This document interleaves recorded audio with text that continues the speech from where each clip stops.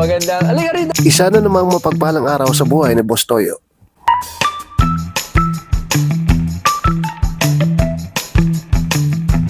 May bumisita na naman kay Boss Toyo at galing pa sa malayo upang ipasuri ang daladala niyang mga lumang barya na namanan niya pa mismo sa kanyang lola. Mukhang importante ang ipapasuri niyo sa amin dito ngayon. Makaka-jackpot ba si Manong?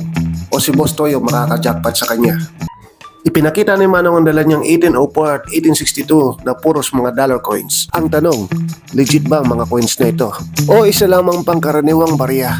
At syempre, kinilatis mo na ito ni Boss Toyo. Ano naman ang gusto niyong gawin dito? Ano ba itong ibibenta? Magkano kaya ang kikitain ni Boss Toyo sa mga lumang barya na ito? Magkano ba? Para malaman natin, magkano ba ang presyo nito? Nahihiya pa si Manong. Bibigyan ba siya ng magandang deal? O babaratin lamang siya ni Boss Toyo?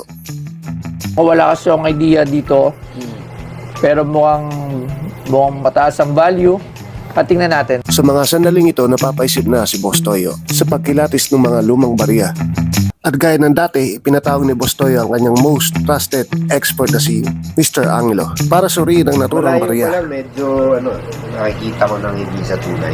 Natahimik na lang ang dalawang mama na to sa kanilang narinig. Ano nga ba ang mga basehan ang nasabing peke ang mga lumang barya na ito? 1804 kasi, ito yung isa sa mga rarest na US coin. Itsura pa lang, ang edge nito, hindi ganito, hindi reeded edge yun. Plain edge yun na may nakasulat doon sa gilid. Aray ko po, napapikit na lang si Kuya sa kanyang narinig. So, ang surface pala nun ay yung edge is wala siyang hiwa-hiwa. Dapat, anong nakalagay, sir, sa gilid? Cents. Ano nakalagay dyan? Alright. So, yung 1804, ang halaga ng 1804, $1 million ang halaga. So far, meron na bang nag-surface na 1804 Meron sa auction sa US. sa US? Sa Pinas? Pinas wala, puro fake. Ba't maraming fake? Saan nanggagaling yung fake? China, karamihan. Kitang-kita sa mukha ang panghihinayang ni Kuya. Pera na ay naging bato Tingin pa. ko, one of the most expensive. One of the most expensive. 1804. So, tandaan nyo. Para $6 million yata. $6 million! 7 million. Oh. 7 million. Nako, tiba-tiba pala sila Kuya pa nagkataon. $7 million! 1804! Hindi ko pala kaya bilhin yun. $7 million. Magkano yun? Almost 350 million. Ganon yung halaga. Or 400 million in pesos.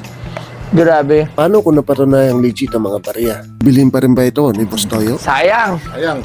Ang $7 million. $7 million. Ganun pala yung halaga. Maraming salamat po sa pagdala. Nakakapanghinayang talaga at malayo pa ang pinanggalingan nila. At sa huli ay napagalaman na peke lang pala ang dala nilang dollar coins. Pera na, naging bato pa.